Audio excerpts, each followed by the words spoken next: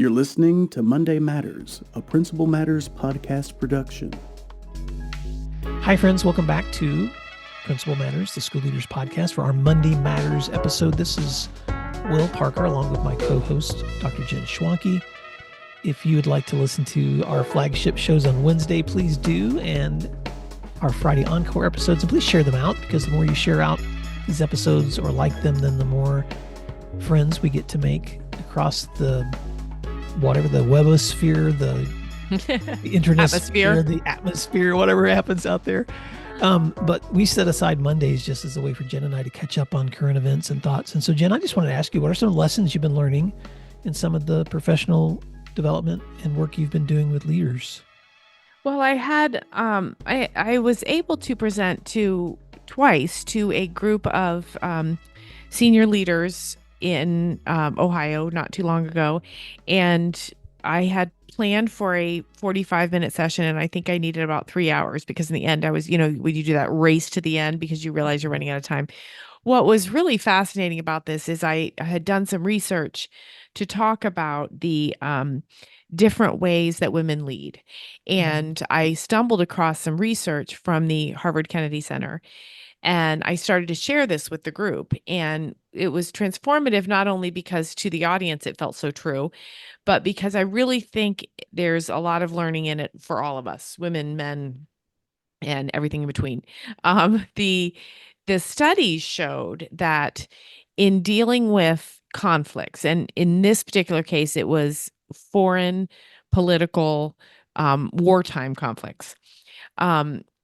The findings were that the most successful resolution to significant life-altering conflicts is those who use collaboration, who are creative and will say, what have we not thought about? Who are sustainable, who think about everyone, not just themselves, who are able to grasp the complexities of issues. And it was found, I want to be very clear, I'm not making this about women, although it was found that women are less ego-driven, more empathetic, more willing to recognize other people's pain, more willing to apologize, and more tuned into the nuance of trust. And so there's learning in that for all of us, right? Women, yay, you're already good at that. Keep it up. But don't let the system or the situation, the incident, take that away from you. Men, the learning there is, hey, us girls know a few other things intuitively that would benefit you from learning. So women are, this is another thing that the Harvard Kennedy Center came out with, women are more likely to be called upon to mediate disputes. So let's sit in that for just a moment from a school setting.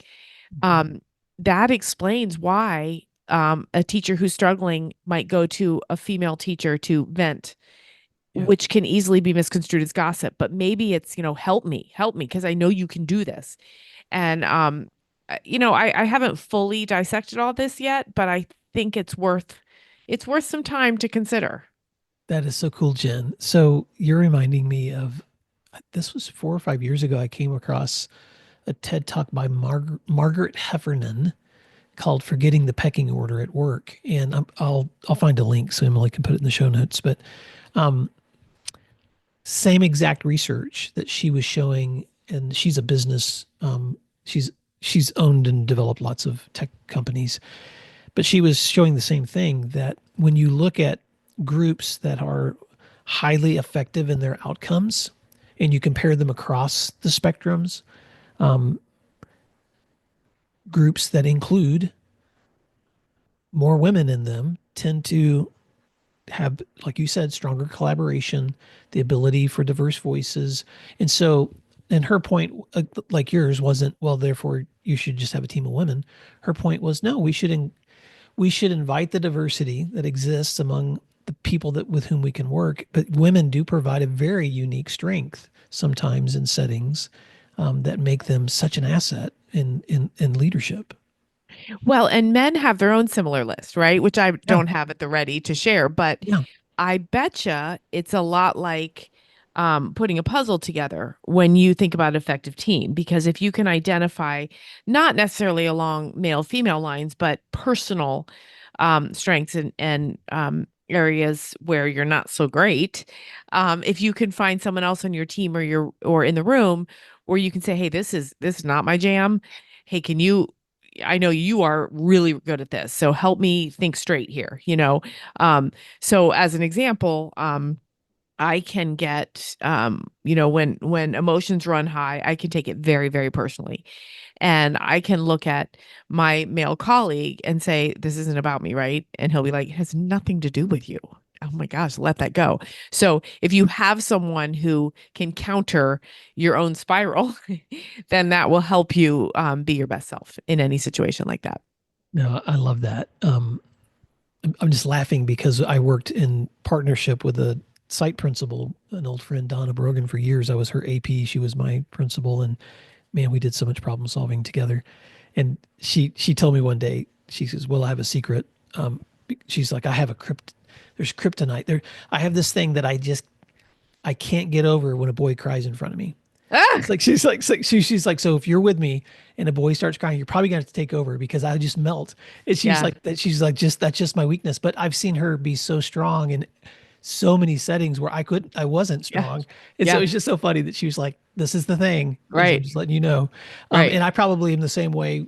Seriously, I probably have that soft spot when girls cry in front of me. So, right, right, it's fun to know those things about each other. right. Well, that's fantastic. I'll share something I was learning in a recent PD.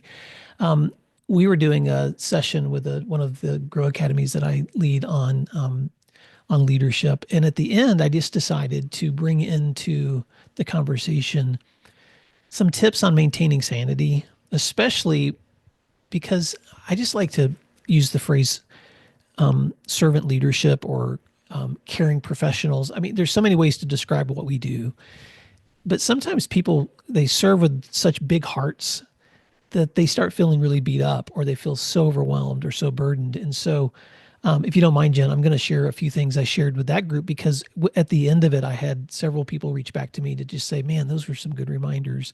So I thought, man, maybe our listeners need to hear this today too. So, one, I just reminded people keep a sensible schedule where you can, especially in the spring when things are crazy. There's more things to do than you're ever going to get done.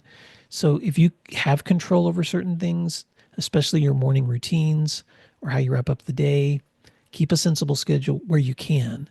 It doesn't mean you always can, but where you can, try to hold on to that. Two, I would say, just admit you're not in complete control.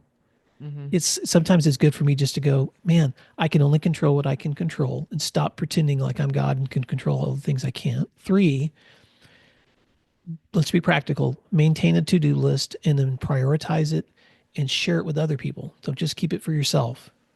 See what happens. And then that fourth one is the sharing part is ask for help. Rely on other people and just invite them to be a part of it because when we think we can do it alone is when we start smothering. And Right. then five, I would just say keep your workload in perspective. I always like to tell the story of when I was in college and I was doing landscaping. We showed up at this site that had like 5 acres of leaves. And I told my buddies, we can't do this in a day. And one of the guys grabbed a rake and said, we can't unless we start one rake at a time. And he just Hmm. started raking. And by the end of the day, we'd rake that whole property. But every time I get overwhelmed, I just ask, what's the next thing? Hmm. What's the next thing? And then last but not least is just take time to celebrate along the way. Because if you don't stop and just celebrate when something good does happen, then it's just work. And nobody wants to just work. So Right. that was a very abbreviated version of that, Jen. But I Right. just wanted to bring that today too. Yeah, it's so fun when working with districts or individuals. Even you and I both do some of that on coaching on the side. It's so fun how much learning is in it for both the people who have asked us to come in and also us too. There's so much that comes out of it. And I often, this happens to all the principals that are listening too. I often walk away from a situation like that with so many more things I want to read and talk about and learn Yeah. more about. It's always such a impetus for further learning. Well, if you don't mind, Jen, sending me a link or something to what you've been studying, or just even a little bit of a summary of that data, I'd love to include that in our notes. But it's fun. And as you and I are wrapping up the month of March, I just want to let listeners know that we've been beta testing this idea of Monday Matters, flagship Wednesday shows, Encore Fridays, so that we can decide if this is something that we're going to continue to do. So please give us some feedback, because we'd love to hear how this experience has been for you. And as we move forward, whether we're going to continue in these formats or change things up. Jen, it's also the end of March, which means that people are getting ready for PD. Some of them as they're wrapping up the year, some of them as they're stepping into summer, and then some people as they're considering next year. And so we're going to start dropping some ads in our shows talking about some of the things that are coming up for work that we're doing with the website. One thing in particular is some PD that you're putting together for this summer too. So I'm not going to unpack all the details right here, but I just want to tease listeners to listen in, because there's a chance for you, if you want to connect with me and Jen in the summer, we're going to be offering some online live virtual opportunities, and we'd love to have you there. So I'll just leave it there, Jen, for now. Stay tuned. More to come. All right, friends. Well, thank you for the opportunity to listen in and learn with you as you step into your week. If you want to find resources just like this one, you can check out all the other free resources at the podcast at williamdparker.com. And Jen, how can they stay connected to you? Yeah, you can all find me at jenschwanke.com. Thank you for listening to today's episode of Principal Matters, the School Leaders Podcast. If you enjoyed the show, would you take a moment and like, share, subscribe, or leave us a review? In fact, if you share it out with a friend, even more people can become a part of these conversations. Sign up for our newsletter at williamdparker.com for even more free resources. And don't forget to check out our website to learn more about our books, professional development offerings, Grow Academies, masterminds, executive coaching, and keynote presentations. Wow, let's keep learning together. And thank you for doing what matters. Monday Matters.